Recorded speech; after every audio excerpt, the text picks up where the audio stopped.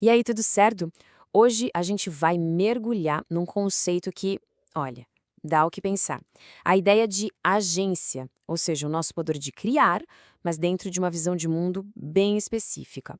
Então, se prepare, porque a análise de hoje é sobre liberdade, criação e, claro, responsabilidade. Para começar, vamos direto ao ponto com uma pergunta daquelas. E se a ferramenta mais incrível, mais potente para moldar o mundo não estivesse em algum lugar lá fora, mas bem aqui dentro, na nossa própria consciência? Essa é a faísca que acende toda a discussão que teremos hoje. E aqui está, a premissa central, a viga mestra de toda essa estrutura de pensamento. A afirmação é ousada, para dizer o mínimo. A realidade que uma pessoa experimenta não é algo que simplesmente acontece com ela, mas algo que é, ativamente, construído. Vamos entender como isso funcionaria. Ok, vamos começar pelo nível mais próximo da gente, o mais imediato, a nossa experiência pessoal. Como é que a consciência individual conseguiria, no dia a dia, exercer esse poder criativo todo? Mas antes, vamos só alinhar os ponteiros sobre o termo principal aqui. Agência, nesse contexto, não é só sobre agir, sabe? É sobre criar de forma consciente. E essa capacidade vem com um combo inseparável: liberdade total de escolha e, do outro lado da moeda, responsabilidade total pelos resultados. Não dá para ter um sem o outro. E como é que esse processo criativo funcionaria na prática? Não é mágica, é quase uma mecânica, dividida em 3 passos. Primeiro, os pensamentos e as emoções são vistos como atos incipientes, ou seja, o comecinho da criação. Segundo, a intensidade. A força, a energia desses pensamentos é o que vai ditar quais deles ganham corpo. E por fim, a realidade física é formada, como a manifestação final de todo esse processo interno. E claro, esse jogo da criação tem regras bem claras. O livre-arbítrio é a peça-chave, sempre permitindo ajustes e novas escolhas. Só que, segundo essa visão, isso significa que tudo o que acontece, até mesmo algo como uma doença, seria interpretado como uma materialização das nossas próprias distorções internas. A responsabilidade, portanto, é gigante. E essa é a pergunta que, logicamente, nos leva para um nível mais fundo. Ok, se o nosso eu consciente está no comando, quem ou o que está soprando no ouvido dele?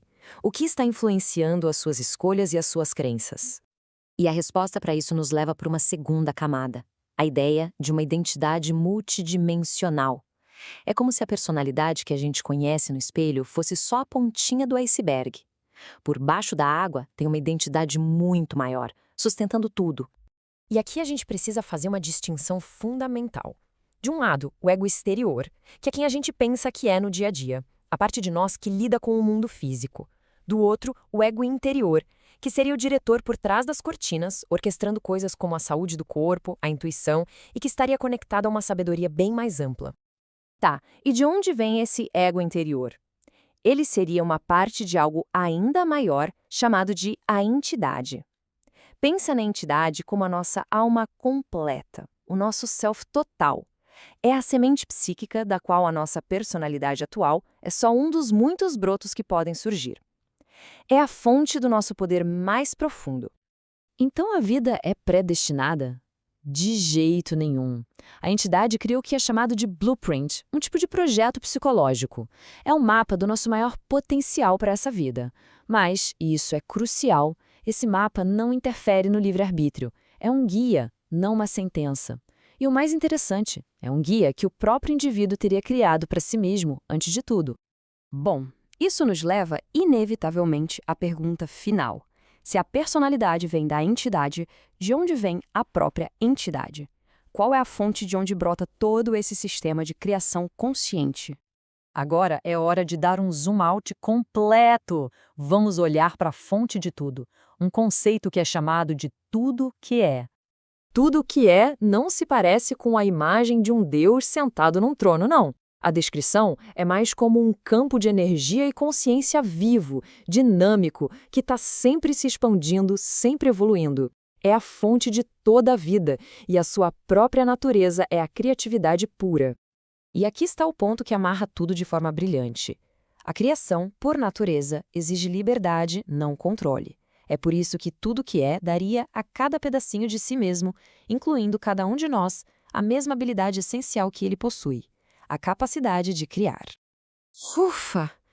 Ok, a gente passou por 3 níveis de agência. o pessoal, o multidimensional e o cósmico. Agora, para tudo isso fazer sentido junto, vamos usar uma analogia bem poderosa que ajuda a visualizar como essa estrutura toda se encaixa. Vamos imaginar a vida não como uma batalha, mas como uma grande peça de teatro. Ou, quem sabe, um concerto. Cada parte de nós tem um papel bem definido nessa produção gigantesca. Olha só como essa tabela resume bem a ideia. O ator lá no palco é o nosso ego exterior, a consciência do dia a dia. O diretor, nos bastidores, guiando a cena, é o ego interior. O roteiro que eles seguem, cheio de possibilidades, é o nosso blueprint. E, finalmente, a força criativa que sustenta tudo, o palco, a energia, a peça inteira, essa força seria tudo que é. Então, a conclusão que a gente chega com essa análise toda é que não existem passageiros no universo. Do átomo ao indivíduo, da alma à fonte de tudo, cada parte é dotada de agência. Cada parte está ativamente participando da dança infinita da criação. Ninguém está só assistindo. E isso tudo nos deixa com uma pergunta final. Uma pergunta não para ser respondida com palavras, mas para ser vivida. Se a capacidade de criar a própria realidade é uma característica fundamental da consciência, a única questão que realmente importa é: que realidade se escolherá criar?